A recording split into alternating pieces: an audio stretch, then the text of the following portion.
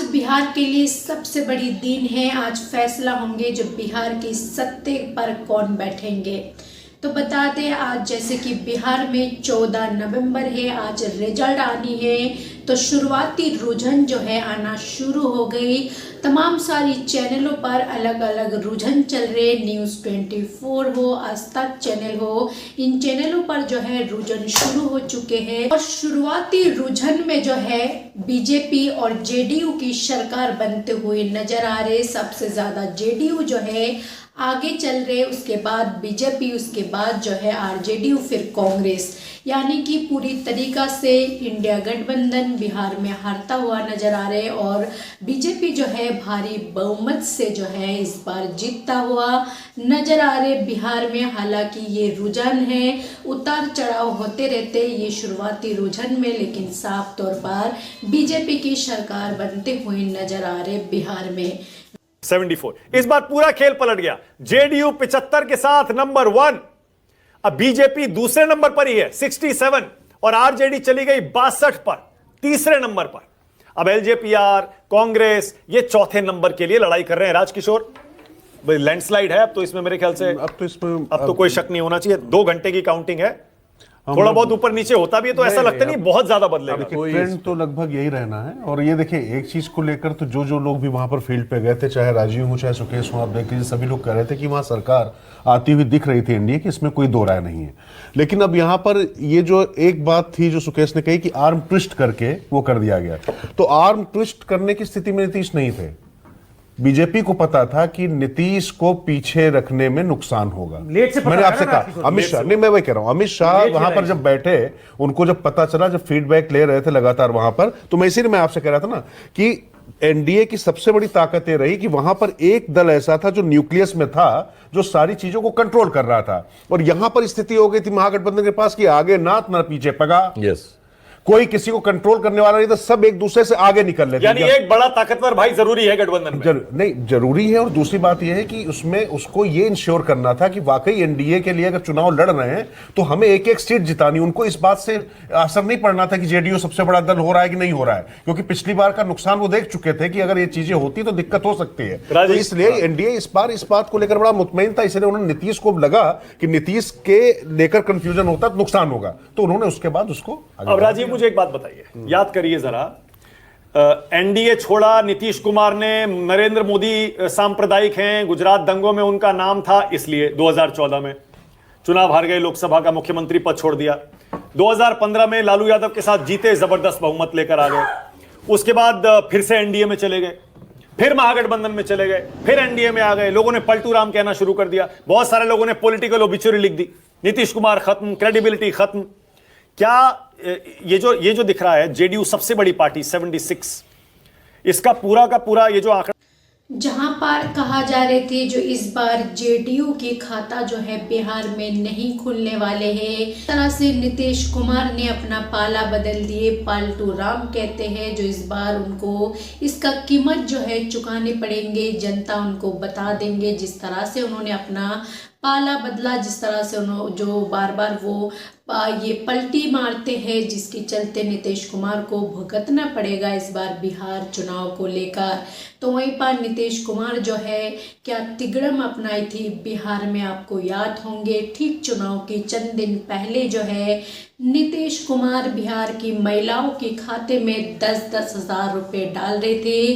तो कहीं ना कहीं नीतीश कुमार की इन पैसे देने की वजह से तो नहीं, जो उनको इस तरह की भारी बहुमत से जो है पब्लिक उनको वोट दिए और आज जो है वो जीतता हुआ नजर आ रहे। के बारे में या जाति के बारे में या ऐसा कोई फार्मूला देने के बारे में ऐसा कोई उन्होंने काम नहीं किया।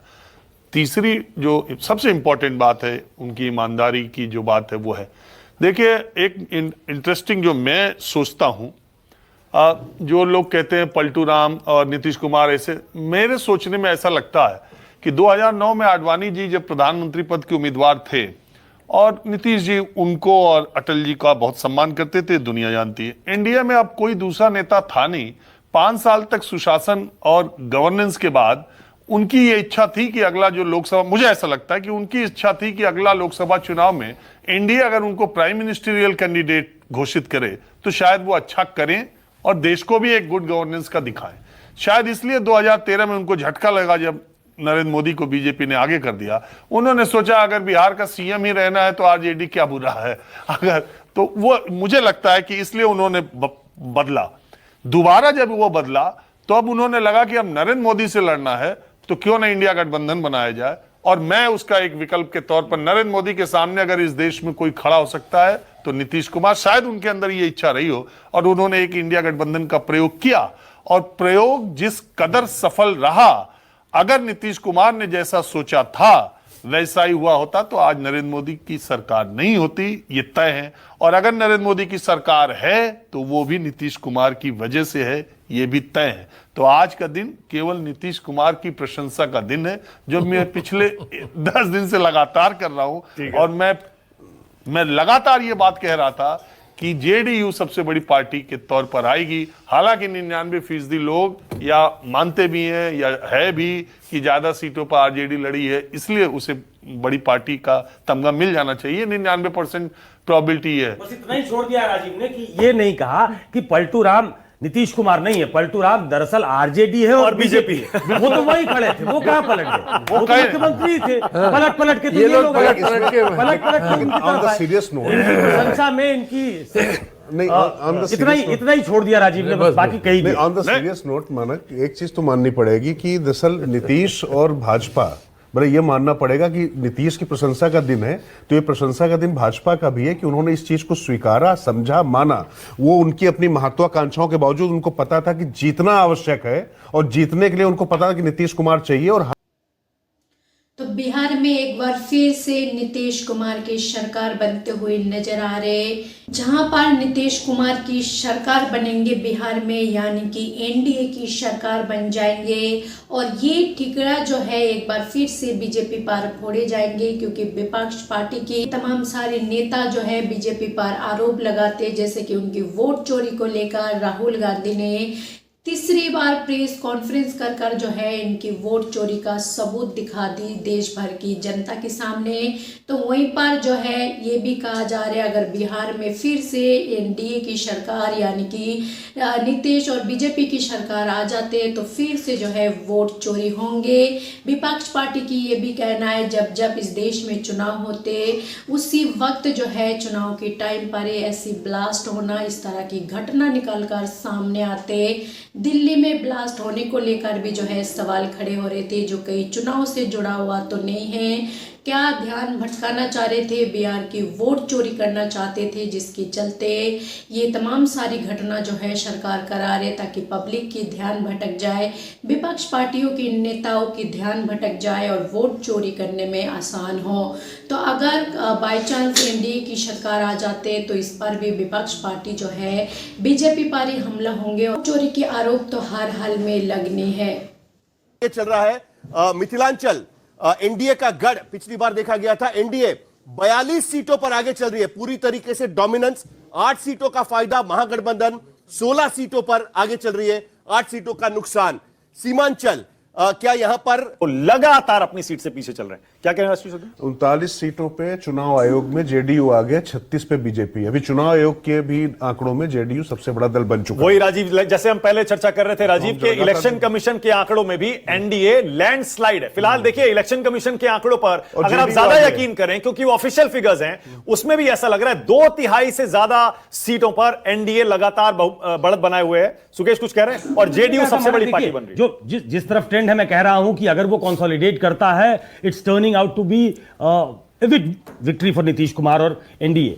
ये पूरे विपक्ष को और खासतौर पे आरजेडी को अपनी पूरी राजनीति को रीओरिएंट करने की जरूरत होगी। ये सोशल मीडिया पे जो कैंपेन चलते हैं जिस तरीके से, वहां तेज प्रताप यादव भी विनर थे।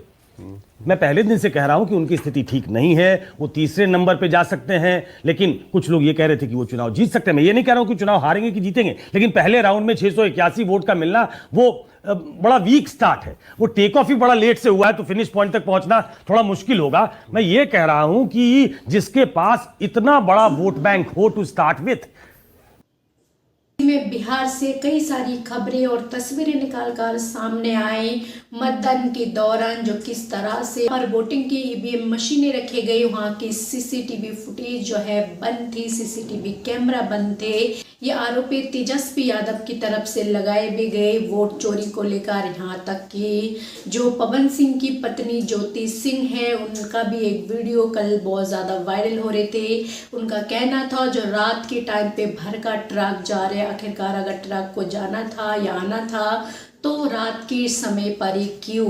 तो इस तरह की वोट चोरी को लेकर जो है वीडियो और खबरें भी जो है निकल कर सामने आई। रिजल्ट से पहले मतदान होते ही जो है इस तरह की खबरें निकल कर सामने आई। तो ये तमाम सारी चीज़ें जो है जोड़कर देखी जाएंगे। अगर विपक्ष पार्टी की इंडिया गठबंधन की किसी भी तरह से अगर उनकी बिहार में हार हो जाते तो ये जिम्मेवार भी जो है बीजेपी होंगे और वोट चोरी का आरोप एक बार फिर से उन पर लगेंगे। बीजेपी को वैसे जहां भी जाते उनको वोट चोर गद्दी छोड़ के नारे से जो है सामना करने पड़ते हैं। आपके सामने है ये रुझानों में कौन आगे कौन पीछे यहां आप देख रहे हैं। तो 87 में से 47 इंडिया गठबंधन बांटते हुए 35 एनडीए अपने खेमे में लेते हुए अपने पाले में और 5 सीटें अदर्स के खाते में जाते हुए। अदर्स में सबसे बड़ा चेहरा यहाँ पर 2 चेहरा सबसे बड़ा है, एक AIMIM यानी असदुद्दीन ओवैसी और दूसरा चेहरा जो है वो है प्रशांत किशोर का चेहरा, उनकी पार्टी जनसुराज पार्टी। इन दोनों को कितनी सीटें आती हैं ये भी हम आपको बताएंगे। लेकिन यहाँ महुआ सीट से तेज प्रताप आगे चल रहे हैं, महुआ सीट से। इस बीच रघुनाथपुर से ओसामा साहब आगे चल रहे हैं, तारापुर से सम्राट चौधरी अब पीछे हो गए हैं, तारापुर से सम्राट चौधरी अब पीछे हो गए हैं, अलीनगर से मैथिली ठाकुर पीछे हो गई हैं। ये देखिए मैथिली ठाकुर भी पीछे हो गई, राघोपुर से तेजस्वी यादव आगे चल रहे हैं। तो लगातार ये आंकड़े ऊपर नीचे होते रहेंगे। रघुनाथपुर से ओसामा साहब जो हैं वो पीछे हो गए हैं, पीछे वालों में देखिए तारापुर से सम्राट चौधरी पीछे। रघुनाथपुर की बात हम कर रहे थे, ओसामा साहब की हम बात कर रहे थे कल। ओसामा साहब जो हैं वो आगे दिखाई दे रहे थे लेकिन अब पीछे हो गए हैं। लेकिन तेजस्वी यादव लगातार लीड बनाए हुए हैं, तेजस्वी यादव। और 87 सीट जो है बिल्कुल पलट भी सकते हैं, कुछ भी हो सकते। ये शुरुआती रुझान में बीजेपी की सरकार बिहार में बनती हुई नजर आ रही।